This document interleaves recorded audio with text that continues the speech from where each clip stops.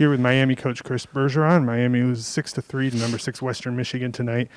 Coach, the first period, it seemed like you came out, you were able to create some chances, but they got 3 goals. What was your assessment of that opening 20 minutes? Yeah, I think that's exactly right. Tonight, too many pucks ended up in our net. That's been all year long. Too many pucks are ending up in our net. But we watched the tape, and you know, there's a defenseman who falls down for a breakaway. Their third goal, I'm not exactly sure what we've done to deserve that bounce. Hit our stick, then our body going 10 feet wide, then goes in the net. Our boys deserve better than that. Maybe I don't. That's 100%. I'll take the responsibility for that. But I really like the way we competed in the first period. We haven't had 31 shots or 32 shots in a game in a while.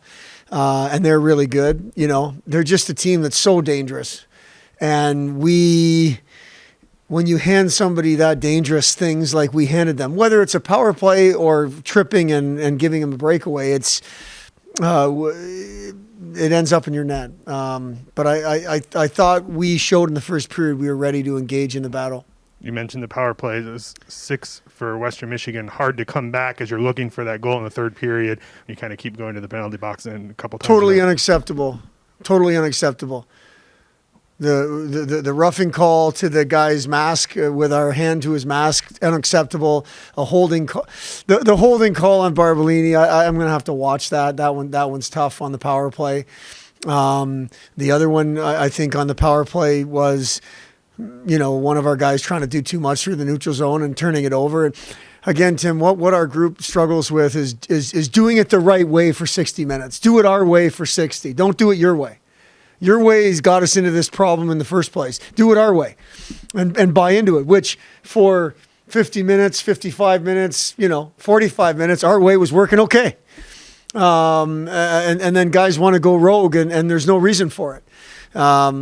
But those couple penalties in the third period were disappointing to me. That's where I get angry. I can't get angry with our effort. But some of the decisions I was angry with. So you've been wanting to create more chances. You're able to do that, but from a consistency perspective. So is the cup half full, half empty going to tomorrow? What's the message there? Well, to me, it's half full. I mean, we've proven. So if we can't sustain it, what is it? We're not in good enough shape. We're not strong enough. Well, that's something you can control. Can we control it between now and tomorrow? No. But there's no reason we can't sustain it. What we did in the first period, what we did at times in the second and third, why can't we do that more of the time?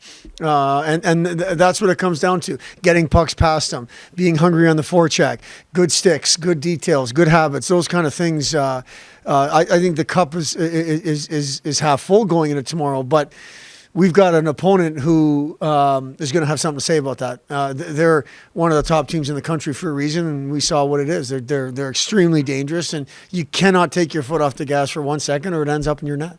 2 goals from Chase Pletzke in that opening period. What did you see from him in his play? I thought it was great. I thought his whole line was jumping in the first period, and a nice forecheck turnover into a goal on the first one. In the second, we got a little bit of a fortunate bounce to get it to him, but it was a great finish. If Chase can keep the game simple and play it north, he's a real effective player because he can really skate. He's competitive when he's right. He can do basically everything. It's just kind of bringing it all together. That's been something we've been trying to work with him on. And, at times tonight, he definitely had it all going. Can you touch on what allowed your line to have the success you guys did in the first period, especially your 2 goals? Yeah. I think we just had a good week of practice. I think we were pretty consistent with our effort throughout the whole night. And, we just kept generating chances and one of them was going to fall. So, and then can you talk about playing with particularly Joey? It seems like you guys complement each other's game well with both of you playing pretty physically. Yeah, obviously he's a great player. Joe's a big body, like you said. It's great playing with him. We play the same way, and hopefully we have some success tomorrow.